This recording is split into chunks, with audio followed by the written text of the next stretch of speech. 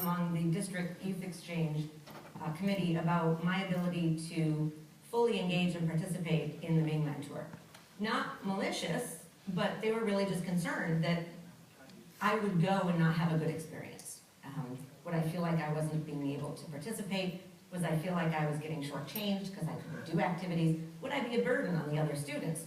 So at the end of the Tasmanian tour, the district committee pulled me aside and told me that they were recommending that I not be permitted to go on to the mainland tour. For those reasons, because they just thought I may not be able to fully engage and get all that I could out of the experience like the other exchange students. 16-year-old me did not see it as them being kind.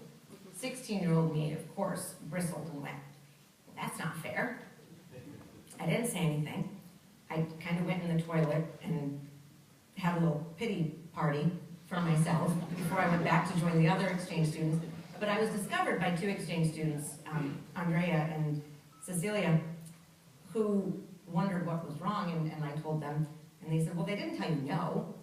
They just said maybe." I hadn't thought about it that way. And I couldn't wait to get home and tell everybody in Kingston and to call my mom. I wanted to call my mom and just have a little moment of pity. And my mom, bless her heart, she's wonderful. I did go home and I did call her and told her that they were thinking that I might not be able to go on the trip. And she said the best advice ever. She said, "Well, what do you want me to do about it?" I mean, really, Denise, you're there and I'm not. And if you want to go, you're going to have to talk to them about it and figure out what it is you can make happen if this trip is that important to you. I mean, I'm happy to try, but really, what do you expect me to do? Okay. Mom's right. She's right more often than I would like to admit that she's right. Unbeknownst to me, I had allies that I didn't even know about. The other exchange students, without me knowing about it, had gone to the district committee and said, "Listen, we know that you have concerns about Denise. We've come up with a schedule of who will help her and when, and we think that we can make it work. And it's not going to be a burden, and she's going to be able to do as much as she can, and if you don't let her go, we're not going to go."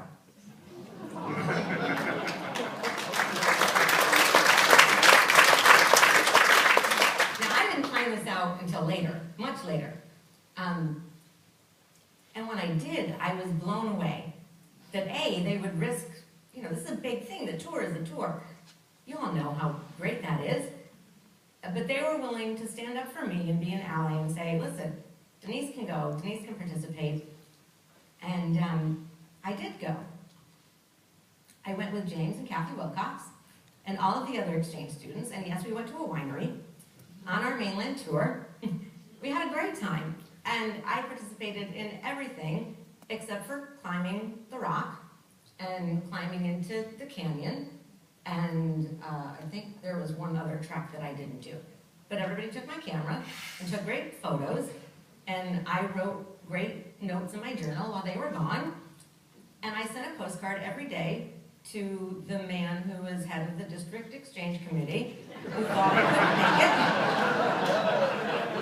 it, and told him what fun I was having, and all the adventures that we were doing. And when I saw him after the tour, he said, "I might have been wrong about you." I said, "Well, I may have overdone it. Sorry." But people may doubt you, and you can prove them wrong in a nice way. Don't be afraid to stand out. My friend and I were driving up the Midlands when I was an exchange student, and we were literally overcome by sheep. I mean, sheep. Now, I've seen sheep, but I'd never seen sheep like this before. And this one just popped his head right up, and we happened to catch it right at the same time. When you live without limits, that means that you are unafraid, you are courageous, and you know what? That makes you unique and different. People will notice you. Make sure they notice you for the right reasons. Now, I could be talking to you and, you're going to see me. I'm going to stand out to you because I'm different. I have this wheelchair attached to my butt. There's nothing I can do about that. But if I want you to remember me as more than just a chick in a chair, as I call myself often, it's up to me to leave an impression on you that I want to make. Not just that I'm the one who is using a wheelchair in front of you. I thought that I was going to blend in at school when I came to Tasmania. I went to Hobart College. Now, school at home. I graduated with 64 kids. They were the same 64 kids that I'd known since kindergarten. And they knew me. I went to Hobart and I thought, 1,400 kids. Nobody's gonna know me. I can blend in. I can be my own person. I can be my own identity. Yes, because the exchange student with a disability never stands out. I was young and naive. I think I already said that. So, of course I stood out. But I wasn't afraid to stand out once I realized that I was gonna be standing out. I wanted to make sure that I was being remembered for the right things. You have to determine if you live without limits, if you're a leader or a follower. Same sheep. I mean, they went on forever. You can be both. I imagine that since you're Rotarians, most of you are leaders. I would think I would consider myself a leader. That's a good thing. But there are going to be times that it's better to be a follower. Sometimes the best way you can help somebody is to let them lead and to support them in a leadership position.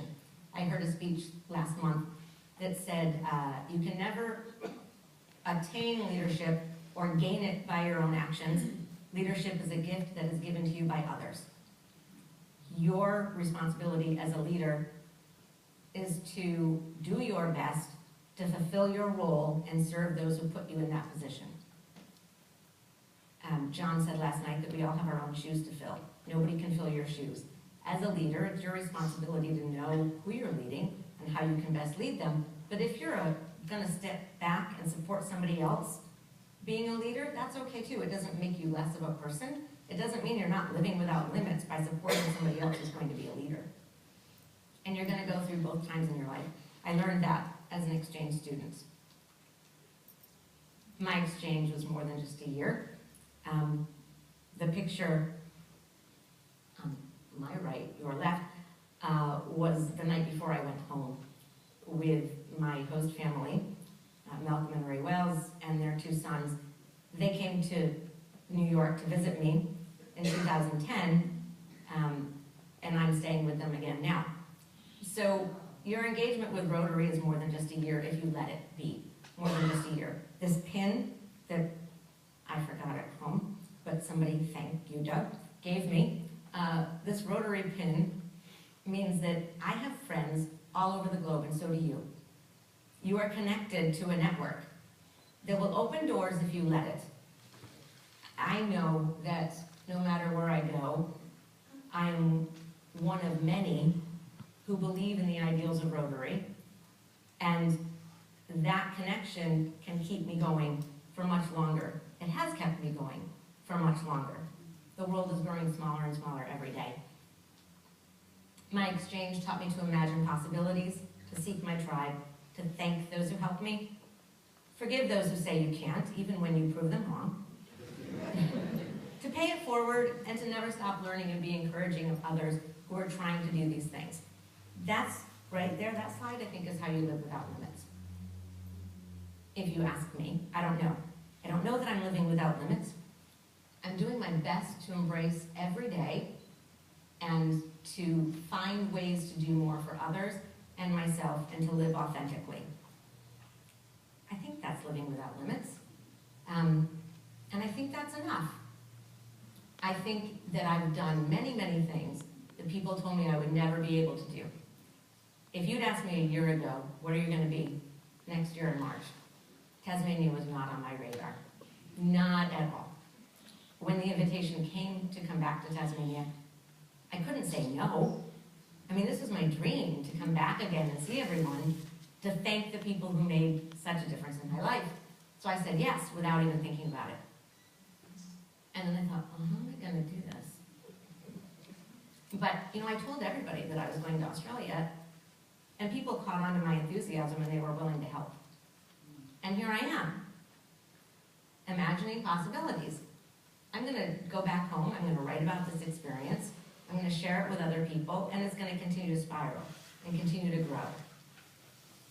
I want you to think about where your exchange experience will take you. I can't talk about exchange without talking about Samantha.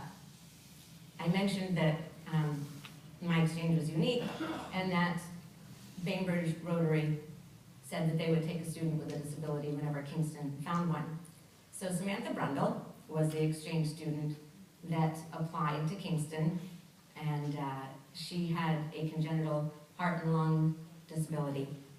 And when she was accepted, Bainbridge, of course, took her, and she lived with my family in 1995, and Samantha had an amazing exchange experience. Samantha learned photography. She traveled all around New York State and all around the country, and she came back to visit a few times, and I visited her when I came back in 1996. Samantha's life changed because of Youth Exchange too, and when she tragically died, we knew that her story would continue to inspire others. So I always talk about Samantha when I talk about Youth Exchange, because her story is part of my story. And I honor her by mentioning, you know, doctors thought she was gonna die before the age of 2. 2. And she could have said yes to that, but she didn't. She kept going, and she did so many things. She was waiting for a surgery when she passed away. She was actually getting ready to go to an engagement party. She was married, worked in Bali, and was working in Sydney when she passed away.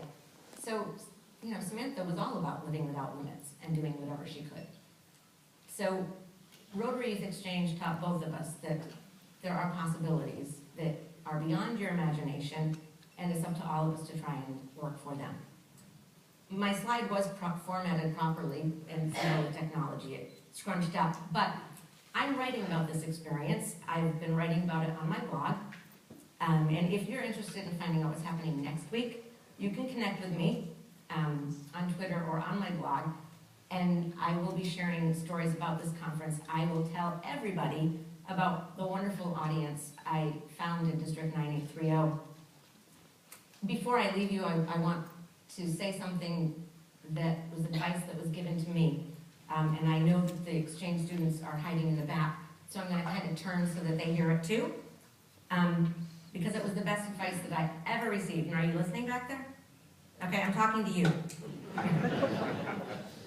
Before I left, Doc Benson said, Denise, you're going to have an amazing year, and you're going to have some amazing invitations come your way. You're also going to have some really silly ones. Whatever you are asked to do, even if it sounds really, really crazy and stupid, say yes, do it all. You never know if you're going to get another chance. Say yes, do it all. You never know if you're going to get another chance. I almost died in 2013. I spent 4 days in a coma, and I woke up. After 10 days in the hospital, I went home, and I said, I'm not going to be scared anymore. It's part of the reason I said yes when I got the invitation. I'm doing it. All of you, please, say yes. Do it all. You never know if you're going to get another chance. Hopefully, I will have a chance to see all of you again when you come visit me in New York. Email me. I'm a great tour guide. Malcolm and Ray can attest to that, honestly. But you have a home. If you ever find yourself in my neck of the woods, if you ever find yourself in Arizona, you can stay with Kelly. I'll offer up her services. But I really do hope that you enjoy the rest of your conference, that you take all of the lessons that you heard from today and last night, go home and live without limits, and find your possibilities, seek your tribe, go outside of it, and say yes. Thank you so very much.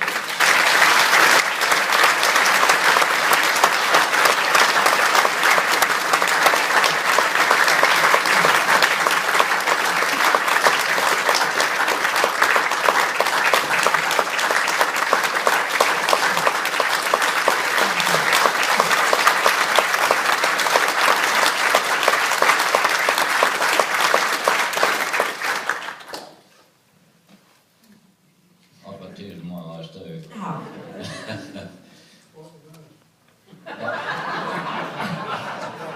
I didn't bring enough tissues for all of them, sorry. I've got a hanky that only I can share. That was wonderful. You have had a previous beautiful experience in Tasmania, and it's just a bit of a bottle blip. And it's just wonderful that you've been able to come back and share with us again. You're a lovely lady. Thank you, Jan.